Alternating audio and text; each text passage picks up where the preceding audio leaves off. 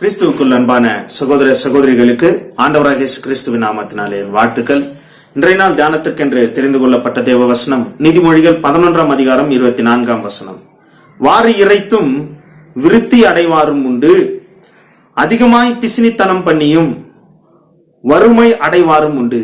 அன்பானவர்களே, வாரி இறைத்து ஏழைகளுக்கு கொடுத்து தாராளமாய் செலவு செய்து விருத்தி அடைவாரும் உண்டு.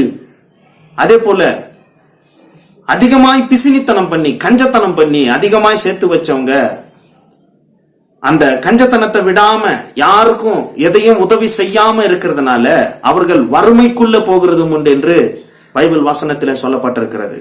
அப்படி என்றால் நல்ல தாராளமாய் செலவு செய்து தாராளமாய் பிறருக்கு உதவி செய்கிற குணமுடைய ஒரு மனிதன் அவன் விருத்தி அடைந்து ஐஸ்வர்யவானாக மாறுகிறான் என்றும், அதே சமயத்துல பிசினித்தனம் பண்ணி தனக்கு வேணும், தன் குடும்பத்துக்கு வேணும், நான் மட்டும் நல்லா இருக்கணும்ன்ற ஒரு நோக்கத்தோட பிசினித்தனம் பண்ணி யாருக்குமே எந்த உதவியும் செய்யாம இருக்கிறவன் வறுமைக்குள்ள, அதாவது பாவர்ட்டிக்குள்ள, ஏழ்மைக்குள்ள போகிறதும் உண்டு என்று இந்த வசனம் சொல்லப்பட்டிருக்கிறது.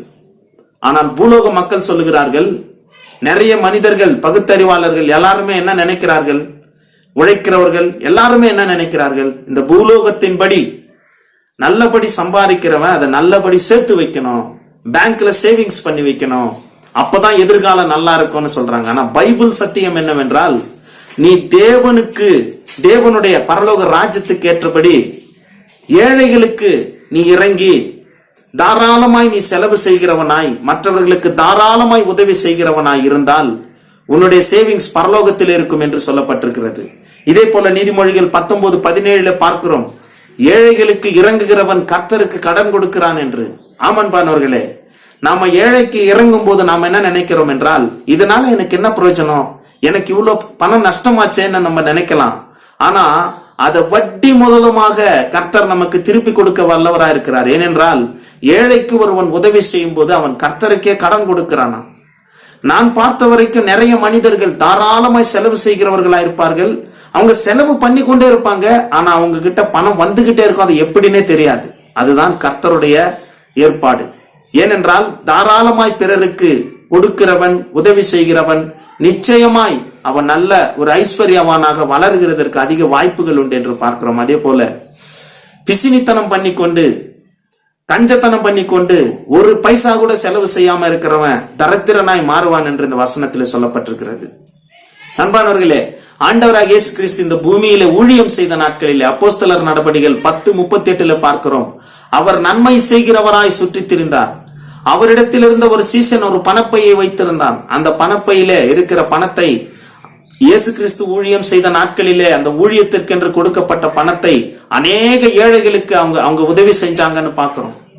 அன்பானவர்களே, நம்ம வாழ்க்கையில நம்ம வாரி இறைத்து கொண்டிருக்கிறோமா அல்லது பிசினித்தனம் பண்ணி கொண்டிருக்கிறோமா என்று சற்று சிந்தித்து பார்க்கணும். இதற்கு சில பேர் சொல்லுகிற பதில் என்னவென்றால், இருந்தா தானே கொடுப்பேன், என்கிட்ட இல்லாததுனால நான் கொடுக்கலன்னு நினைக்கலாம்.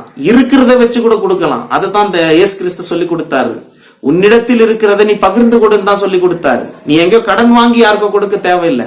சில பேர் சொல்லுகிற பதில், என்னிடத்தில் இருந்திருந்தா நான் கண்டிப்பா கொடுத்திருப்பேன். இல்ல, நம்மிடத்தில் இல்லாததுனால பிறருக்கு நாம் உதவி செய்யாம இல்ல, பிறருக்கு உதவி செய்ய வேண்டும், தாராளமா யாருக்காவது கொடுக்க வேண்டும் என்ற மனப்பான்மை நமக்குள்ள இல்லாததினால்தான் யாருக்குமே உதவி செய்ய முடியல, எந்த நற்காரியங்களும் செய்ய முடியல. ஆகையால் ஆண்டவராகிய இயேசு கிறிஸ்து பூமியில வாழ்ந்த நாட்களில நன்மை செய்கிறவராய் சுற்றி திரிந்தார் என்று சொல்லப்பட்டிருக்கிறபடி நாம கூட பணம் காசு முகத்தை பார்த்து மனிதர்களை கோட்டை விடாம அழிந்து போகும் இந்த பணத்தினால, அழிந்து போகும் இந்த ஐஸ்வர்யத்தினால அநேக ஆத்துமாக்களை சம்பாதிக்கும்படி நாம் வாரி இறைக்கிறவர்களாக இருந்து தேவனிடத்தில் சகல ஆசீர்வாதங்களை பெற்றுக்கொள்வோம். பிசினித்தனம் என்ற காரியங்களை இன்றோடு நாம் விட்டுவிடும்படி நம்மை ஒப்பு கொடுப்போம். கர்த்தர் தாமே நம்மை ஆசீர்வதிப்பாராக. ஆமென்.